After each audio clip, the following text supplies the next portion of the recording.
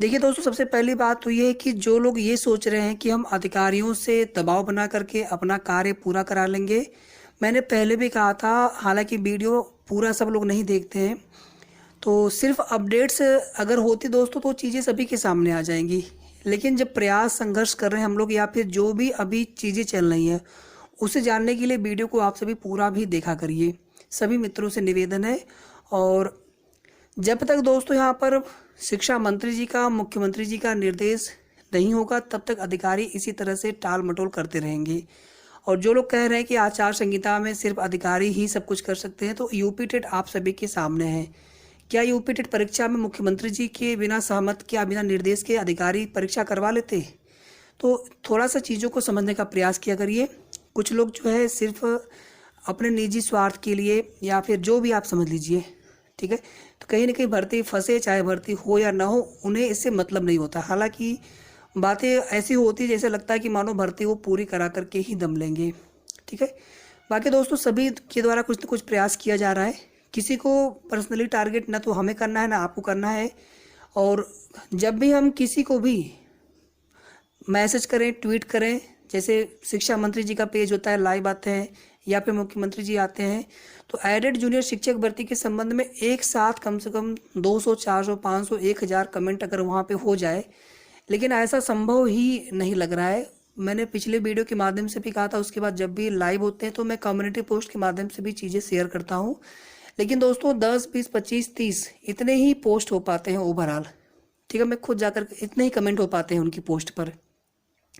एक बार अभी मुख्यमंत्री जी बोल दें कि ये भर्ती पूरी कर दो, आप उसके बाद देखेंगे शायद एक सप्ताह भी नहीं लगेगा, एडेड जूनियर शिक्षक भर्ती पूरी हो जाएगी।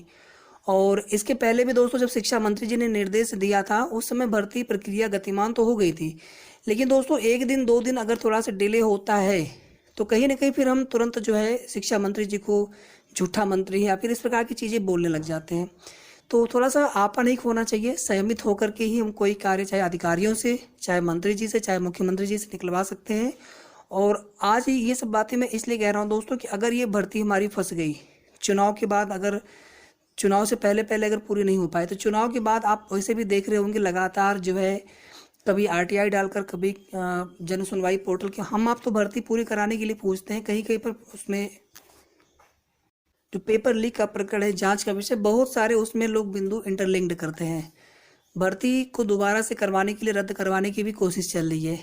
शायद ये आप न जानते हो, पूरी कोशिश हो रही है कि भर्ती परीक्षा फिर से हो या भर्ती रद्द हो।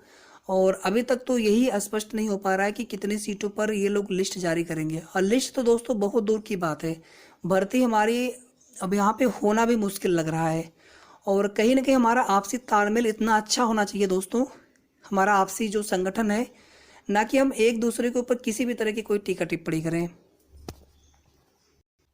और सरकार की नज़र में ये, या फिर अधिकारियों की नज़र में छोटी सी भर्ती है। अगर आपको विश्वास ना हो तो आप अधिकारियों से स्वयं बात कर लें। उनकी प्राथमिकता में फिलहाल में एडेड जूनियर शिक्षक भर्ती अभी है ही नहीं। अभी कुल मिलाकर के जो बेसिक विभाग है वो क्या कर रहे हैं, क्या नहीं कर रहे हैं, ये कोई नहीं जानता है। और यूपी टेट होने के बाद फिर ये हुआ था कि शायद अब सुपर टेट की विज्ञापन पर कार्य हो, लेकिन अभी उसको लेकर के कोई भी खबर नहीं है। और 69,000 शिक्षक भर्ती की जो प्रक्रिया है वो भी बेसिक विभाग से एक तरह से लटकी हुई है। और हालांकि उसमें काम गतिमान है, लेकिन कहाँ तक पहुंचा काम, क्या होगा, कोई नहीं जानता है। एडेड जूनियर शिक्षक भर्ती को लेकर के अभी दोस्तों आज की डेट में कोई भी कार्य आगे नहीं बढ़ा है। अगर कोई दावा करता है तो भैया फिर उनसे आप सोर्स पूछ लीजिएगा कि सोर्स क्या है उनके। कहीं से कोई भी प्रक्रिया आज की डेट में आगे नहीं बढ़ी है। अधिकारी अगर टाल मटोल करते हैं तो उसका सीधा सा मतलब होता है कि कहीं ना कहीं उन्हें निर्देश जब तक नहीं मिलेगा ऊपर से, या फिर अपने हिसाब से वो कार्य करते रहेंगे। फिर कितना समय ले लेंगे वो, 10 दिन, 20 दिन। और फिर जब एक बार चुनाव स्टार्ट हो जाएंगे, पहला चरण का चुनाव स्टार्ट होते ही फिर हम लोग पूछ भी नहीं पाएंगे। फिर वैसे ही आप जानते हैं कि बेसिक का विभाग जो है, चुनावी जो जिम्मेदारी होती है सबसे ज़्यादा इन्हीं के ऊपर होती है। बाकी दोस्तों कोशिश चल रही है, हो सकता है कि यहाँ पर कुछ अच्छी खबर भी आप सभी को बहुत जल्द देखने को मिल जाए, क्योंकि लखनऊ से अपडेट्स अच्छी है। प्रयागराज से जो अपडेट है वो अच्छी नहीं है, लखनऊ से अपडेट अच्छी है। और सचिव के हिसाब से जो बात अभी नहीं हो पाई है, सचिव साहब से मुलाकात अभी नहीं हो पाई है, मुख्य सचिव से। बेसिक के सचिव की बात नहीं की जा रही है। जो मुख्य सचिव होते हैं दीपक सर या फिर अन्य सचिव, किसी के द्वारा किसी से एक बार अगर बात हो जाए और थोड़ा सा अगर उनकी तरफ से भी निर्देश जाता है, क्योंकि वो सीधे सीधे जो शासनादेश होते हैं उन्हीं के द्वारा निर्गत किए जाते हैं। तो जो भी शासन के निर्देश होते हैं उन्हीं के थ्रू, उन्हीं के माध्यम से बेसिक के अधिकारियों को जाते हैं। अगर उनकी तरफ से भी अगर थोड़ा सा भी अगर निर्देश हो गया कि इनकी भर्ती पर भी ध्यान दिया जाए, तो हो सकता है दोस्तों हमारी भर्ती प्रक्रिया बहुत तेज़ी से आगे बढ़े और बहुत जल्दी पूरी भी हो जाए। इसके अलावा दोस्तों इसमें कोई भी अड़चन नहीं है। अगर कोई अड़चन बताई जा रही है तो सिर्फ एक बहाने हैं कि समय लिया जाए, कि रिजल्ट नहीं भेजा गया तो वो नहीं भेजा गया, ऐसा बाकी कोई भी यहाँ पर वैलिड रीजन अभी तक सामने नहीं आया है। अगर होगा तो भी जल्द सामने होगा, लेकिन फिलहाल में कोई सामने अभी ऐसा रीजन देखने को नहीं मिल रहा है। कुल मिलाकर के ये भर्ती प्रक्रिया हमारी बहुत जल्द पूरी होनी चाहिए। और अभी हम आप समझ नहीं पा रहे दोस्तों कि इस भर्ती में कितना विवाद अभी जुड़ा हुआ है।